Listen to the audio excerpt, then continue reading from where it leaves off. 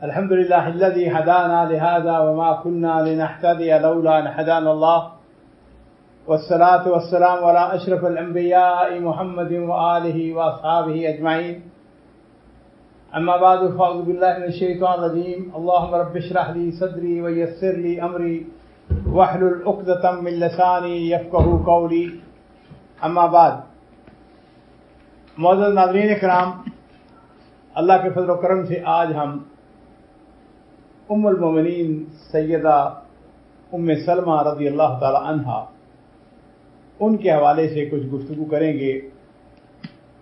عزیزو، یہ بڑی عظیم خاتون تھی، بہت ہی معزز خاتون تھی. ان کا تعلق بھی عرب کے ایک معزز گھرانے سے تھا، اور اسی لیے میں نے ان کا انتخاب بھی کیا ہے کہ یہ ایک عظیم عورت تھی جن کی امت مسلمہ کے اوپر بہت زیادہ احسانات. نام جو ہے ان کے بارے میں آتا ہے کہ ان کا نام ہند تھا اور کنیت ان کی ام سلمہ تھی، اور ان کے والد جو ہے ان کا نام تھا سہیل بن مغیرہ بن مخزوم. بنو مخزوم سے ان کے والد کا تعلق تھا. یہ مخزومیہ خاندان سے تعلق رکھتی تھی. اور اس بات کو ہم اچھی طرح جان لیں، سمجھ لیں کہ بنو مخزوم مکہ مکرمہ کا بہت ہی بڑا قریشی تھی. ویسے قریش کے جو بڑے اس کی شاخیں تھیں ان میں سے ایک شاخ بنو مخزوم تھی. حضرت خالد بن ولید رضی اللہ تعالی عنہ کی یہ چچا زاد بہن تھی. اسی طریقے سے ابو جہل کی بھی یہ چچا زاد بہن بنتی تھی. ان کے جو والد تھے ان کا نام میں نے عرض کیا سہیل بن مغیرہ تھا، لیکن ان کی جو کنیت تھی وہ ابو امیہ تھی، اور ابو امیہ کے نام سے وہ بڑے مشہور تھے. لیکن ان کا جو لقب تھا وہ تھا زاد الراقب. زاد الراقب کا مفہوم اور مطلب یہ ہے کہ وہ اتنے سخی تھے، اتنے مخیر تھے کہ جس وقت وہ لوگوں کے ساتھ سفر کرتے تو سفر میں تمام جو قافلہ تھا اس کی کفالت خود کرتے تھے. یعنی آپ تخیل کریں، میں نے اگلے دن سوچنا شروع کیا کہ ابو امیہ کتنے امیر آدمی تھے کہ قافلے کے اندر 10 آدمی ہوں، 20 ہوں، 50 ہوں. لوگ ان سے کہتے کہ جی اب آپ سفر پہ جا رہے ہیں تو ہمیں بھی ساتھ لے چلیں. وہ کہتے اچھا بھی میں آپ کو ساتھ لے جاؤں گا، لیکن میری ایک شرط ہے، اور شرط یہ ہے کہ سارا خرچہ میں ادا کروں گا. چنانچہ ان کو ذات الراقب کہا جاتا ہے. اتنے بڑے سخی باپ کی بیٹی. اور سیرت نگاروں نے یہ بھی ایک نقطہ لائے ہیں، وہ کہتے ہیں کہ نبی کریم صلی اللہ علیہ وسلم نے چونکہ ان کے ساتھ شادی کی تھی، امہات المومنین میں سے ایک تھی، اور ان کو ام المومنین بننے کا شرف حاصل ہوا. نبی علیہ الصلوۃ والسلام نے ام سلمہ کے ساتھ شادی کیوں کی؟ اس کا سبب ایک یہ بھی تھا کہ یہ بڑے باپ کی بیٹی. بعض نقطہ جو لکھنے والے انہوں نے یہ بھی لکھا کہ عرب جو تھے وہ مساہرہ، یعنی جس وقت رشتہ لے لیتے تھے، دے لیتے تھے، تو اس کا احترام کرتے تھے. لوگوں نے کہا کہ خالد بن ولید رضی اللہ تعالی عنہ، چونکہ ان کی چچا بہن تھی، نبی علیہ الصلوۃ والسلام نے جب ان کے ساتھ شادی کر لی، اس کے بعد خالد بن ولید نبی کریم صلی اللہ علیہ وسلم کے ساتھ براہ راست مقابلے میں نہیں آئے. واللہ عالم یہ کس حد تک درست ہے بات. بہرحال ہم آگے بڑھتے ہیں، اور وہ یہ ہے والدہ کا نام عاتقہ تھا. اور جہاں تک ام سلمہ کا تعلق ہے، ان کے بارے میں کہا جاتا ہے کہ ان کی ولادت نبی کریم صلی اللہ علیہ وسلم کو نبوت ملنے سے 9 سال پہلے، یعنی بعثت نبی سے 9 سال پہلے پیدا ہوئی. تو بہرحال بعض یہ کہتی ہیں کہ ہجرت سے 28 سال پہلے پیدا ہوئی. علی کل حال جو بات سمجھ میں آتی وہ یہی ہے کہ ہجرت سے 28 سال پہلے یہ پیدا ہوتی. ان کی پہلی شادی، اور وہ عبداللہ بن عبد الاسد، بنو اسد کے تھے عبداللہ، بڑے خوبصورت، بڑے شجاع، بڑے بہادر، بڑے عظیم انسان تھے، رشتہ دار بھی تھے، اور ابو سلمہ کے نام سے وہ مشہور ہوئے. اور ان کی ایک خوبی یہ بھی تھی عبداللہ کی کہ وہ نبی کریم صلی اللہ علیہ وسلم کے دودھ شریک بھائی تھے. نبی علیہ الصلوۃ والسلام نے ثویبہ کا دودھ پیا، ابو لہب کی لونڈی ثویبہ. تو نبی کریم صلی اللہ علیہ وسلم کو بھی ثویبہ نے دودھ پلایا، اور عبداللہ بن عبد الاسد ان کو بھی ثویبہ نے دودھ پلایا. تو اس طریقہ سے یہ نبی کریم صلی اللہ علیہ وسلم کے دودھ شریک بھائی تھے. بعض گھرانے بڑے خوش قسمت ہوتے ہیں، سلمہ کا گھرانہ بھی بڑا خوش قسمت تھا، بڑا خوش نصیب تھا۔ اس بات کو جان لیجئے، اسلام کے اندر غالباً جو پہلا گھرانے سے مراد ایک فرد، مثال کے طور پر عورت نے اسلام قبول کر لیا، کسی مرد نے اسلام قبول کر لیا، پورے گھر میں ایک پورا گھرانہ میاں بیوی بیک وقت جنہوں نے اسلام قبول کیا، ان کے اندر جو سب سے پہلے لوگ جنہوں نے اسلام قبول کیا، ان کے اندر ابو سلمہ اور سلمہ شامل رضی اللہ تعالی عنہ۔ جب انہوں نے اسلام قبول کیا تو اسلام قبول کرنے کے بعد ان کا خاندان روٹھ جاتا ہے۔ ولید بن مخزومی، مغیرہ مخزومی اور دیگر جو شر پسند عناصر تھے، طرح طرح کی تکلیفیں، طرح طرح کی مصیبتیں، طرح طرح کا تنگ کرنا، زیادتیاں، ظلم، اور ان کا عرصہ حیات تنگ کر دیا جاتا ہے۔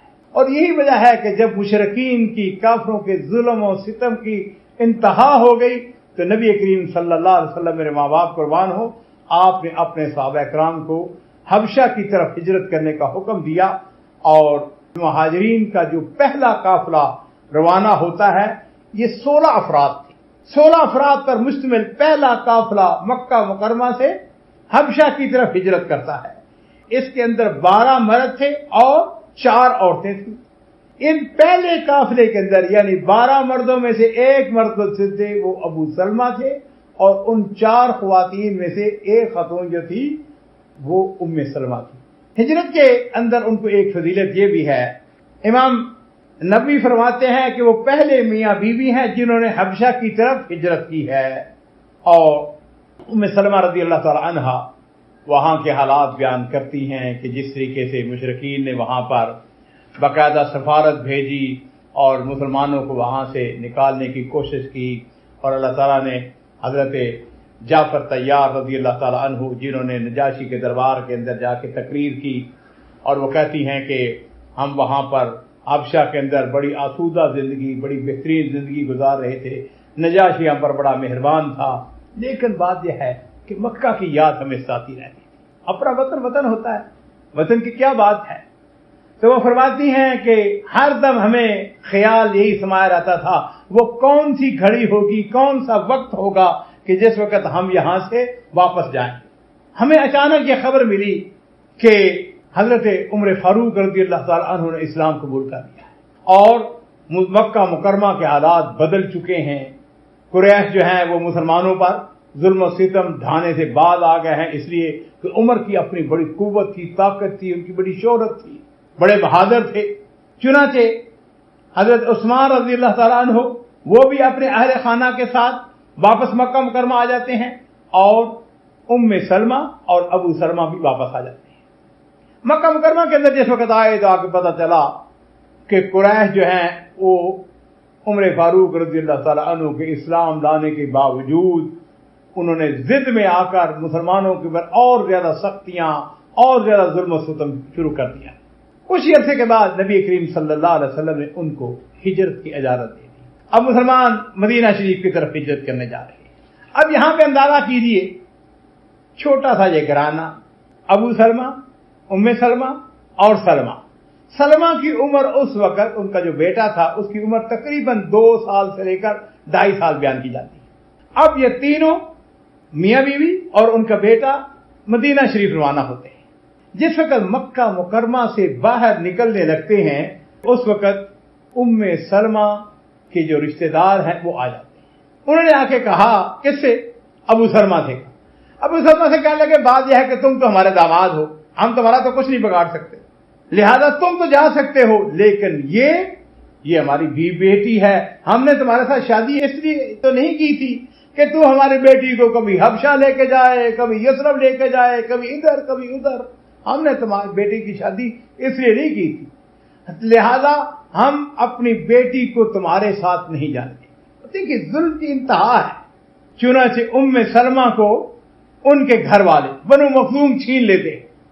جس وقت وہ اس کو لے جانے لگے، بنو اسد ابو سلمہ کے جو رشتہ دار تھے وہ انہوں نے کہا، جی اچھا بات ہے، بنو مخزوم سے کہنے لگے کہ یہ تو تمہاری بیٹی ہے، لیکن جو بیٹا سلمہ ہے یہ تو تمہارا نہیں ہے، بیٹا تو یہ ہمارا ہے، تو ہم اس بیٹے کو ہم لے کے جائیں گے۔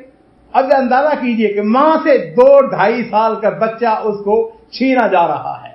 اور اس چھینا چھپٹی کے درمیان اب ادھر سے وہ پکڑ رہے ہیں ادھر سے جاہلیت ظلم.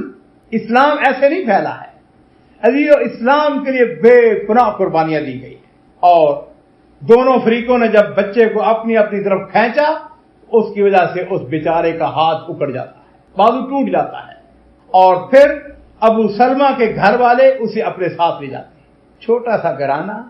ابو سلمہ مدینہ کی طرف ہجرت کر جاتے ہیں, ام سلمہ کو ان کے گھر والے لے جاتے ہیں اور سلمہ ان کو ابو سلمہ کے جو رشتہ دار ہیں جو بھائی ہیں وہ اپنے گھر لے جاتے ہیں.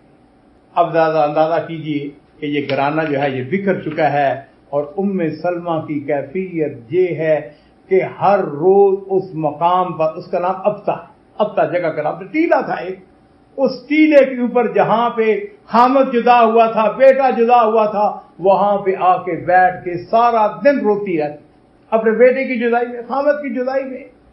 اور پھر عزیزو ایک دن ایسا ہوا کہ 1 سال کم و بیش گزر جاتا ہے.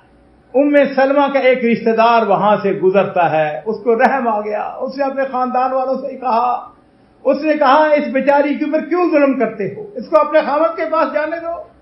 خاندان والوں کو بھی رحم آ گیا, انہوں نے کہا ٹھیک ہے جانے دیتے ہیں.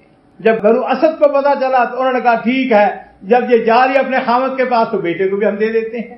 ام سلمہ رضی اللہ تعالیٰ عنہ عظیمت کا پہاڑ اکیلی مکہ مکرمہ سے نکلتی ہیں, اپنی سواری کے اوپر اونٹنی کے اوپر یا اونٹ کے اوپر سوار ہوتی ہیں, اپنا بیٹا چھوٹا سا بیٹا 2-2.5 سال کا بیٹا اس کو لے کر تنعیم جو ہے یہ مکہ مکرمہ کے بالکل قریب جہاں پہ مسجد عائشہ ہے, جہاں پہ آج کل خواتین جو وہاں پہ احرام بنتی ہیں, جہاں تنعیم کے مقام پر پہنچتی ہیں تو وہاں پر ایک بہت بڑا عظیم انسان عثمان بن ابی طلحہ, اسلام ابھی قبول نہیں کیا, مشرک ہے, اور یہ وہ شخص تھا جس کے پاس بیت اللہ شریف کی چابی تھی. اس نے جب اس خاتون کو دیکھا, میں نے کیا بڑے باپ کی بیٹی تھی, اس نے کہا کہ بنت ابو امیہ کدھر جا رہی ہو؟ کہنے لگی میں اپنے خاوند کے پاس جا رہی ہوں. کہنے لگا کہ 400-450 کلومیٹر کا فاصلہ ہے, ساتھ کون ہے, کس کے ساتھ جا رہی ہو؟ ام سلمہ عظیمت کا پہاڑ کہنے لگی اللہ ساتھ ہے, یا میرا بیٹا ساتھ ہے.